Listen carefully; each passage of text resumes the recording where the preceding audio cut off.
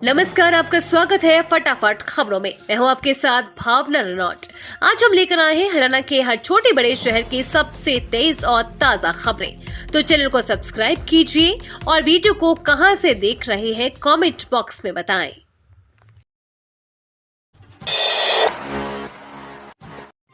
अंतर्राष्ट्रीय गीता महोत्सव कुरुक्षेत्र पहुंचे उपराष्ट्रपति जगदीप धनखड़। हरियाणा पवेलियन देख हो उठे गदगद। एक पेड़ मां के नाम हर किसी को लगाना होगा और इसे जन अभियान बनाना होगा। इसमें अधिकारी से लेकर कर्मचारी तक शामिल करने होंगे, तभी व्यापक स्तर पर इस अभियान का असर दिखाई देगा और हम अपनी प्रकृति को बचाने में कुछ स्तर तक कामयाब भी होंगे। यह आह्वान उपराष्ट्रपति जगदीप धनखड़ ने किया। अंतर्राष्ट्रीय गीता महोत्सव में पहुंचने के बाद एक पेड़ मां के नाम पर अभियान के तहत पौधारोपण कर रहे थे। उनके साथ राज्यपाल बंडारू दत्तात्रेय व मुख्यमंत्री नायब सैनी भी थे।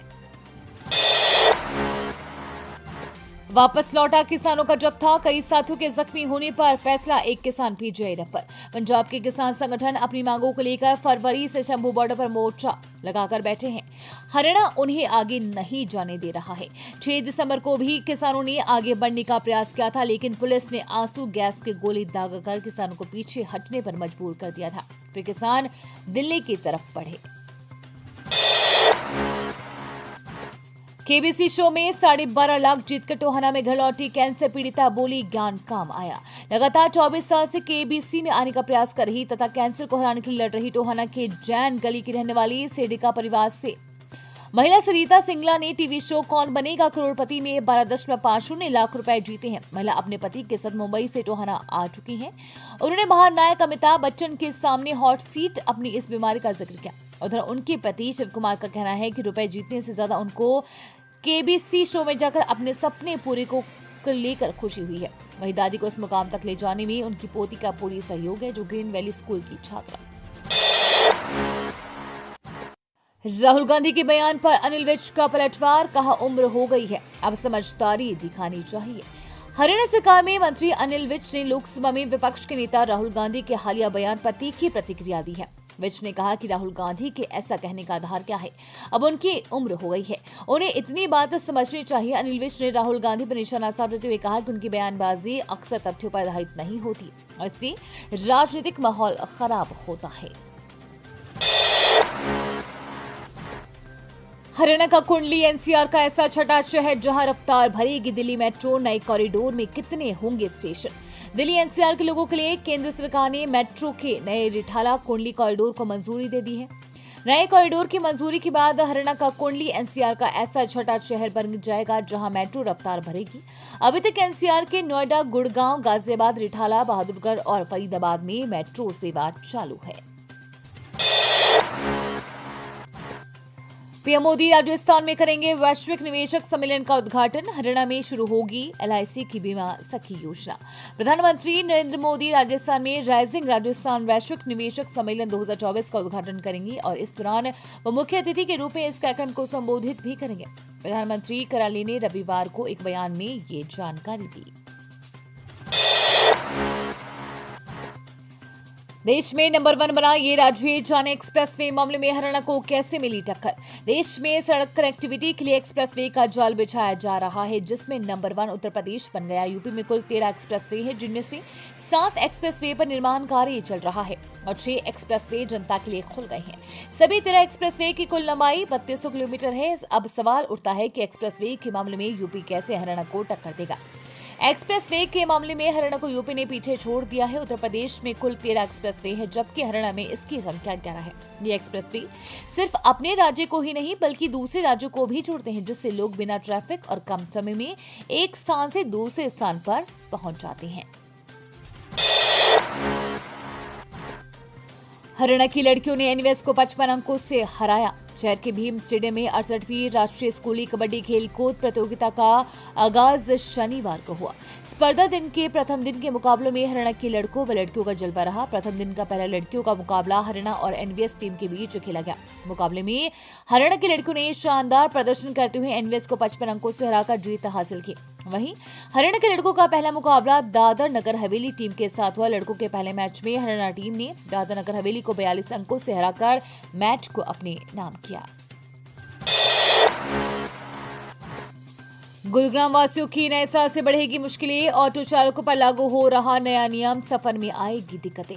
सब सिटी सहित पूरे जिले में 1 जनवरी से डीजल ऑटो चलाने पर पूरी तरह रोक लग जाएगी। इससे पहले 31 दिसंबर तक डीजल ऑटो जब्त करने का अभियान चलाया जाएगा।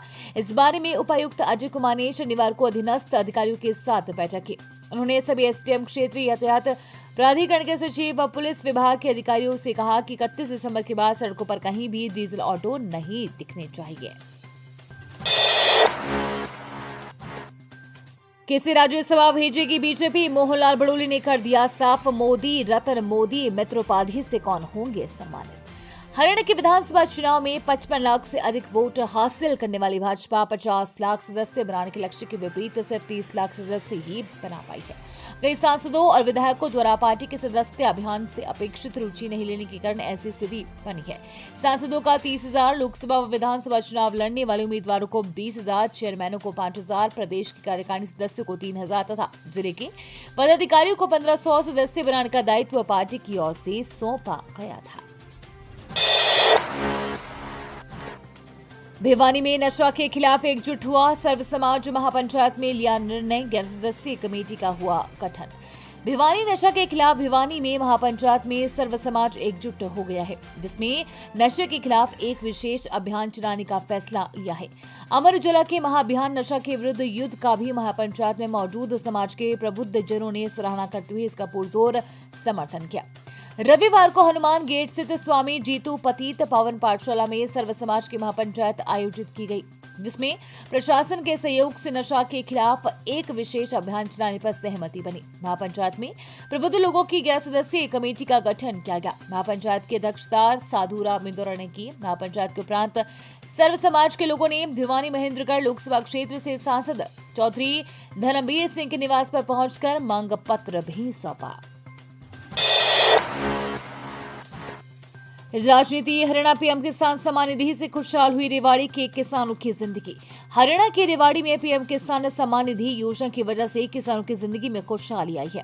किसानों का कहना है कि अब उन्हें फसलों में पड़ने वाली खाद, बीज और यहां तक कि खुद के निजी खर्चों के उधार नहीं मांगने पड़ते। भारत सरकार उन्हें सालाना 6,000 रुपए देती है।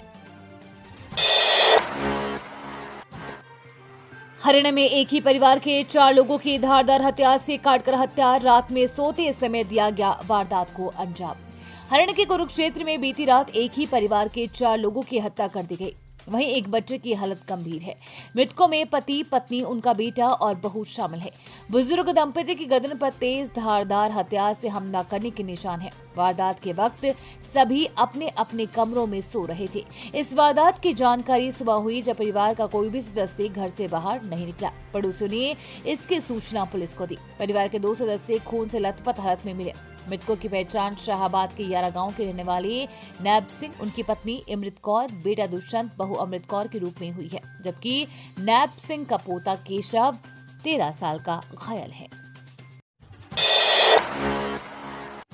ये थी आज की फटाफट खबरें। हम मिलेंगे अगले बुलेटिन में, तब तक के लिए धन्यवाद और जय हिंद।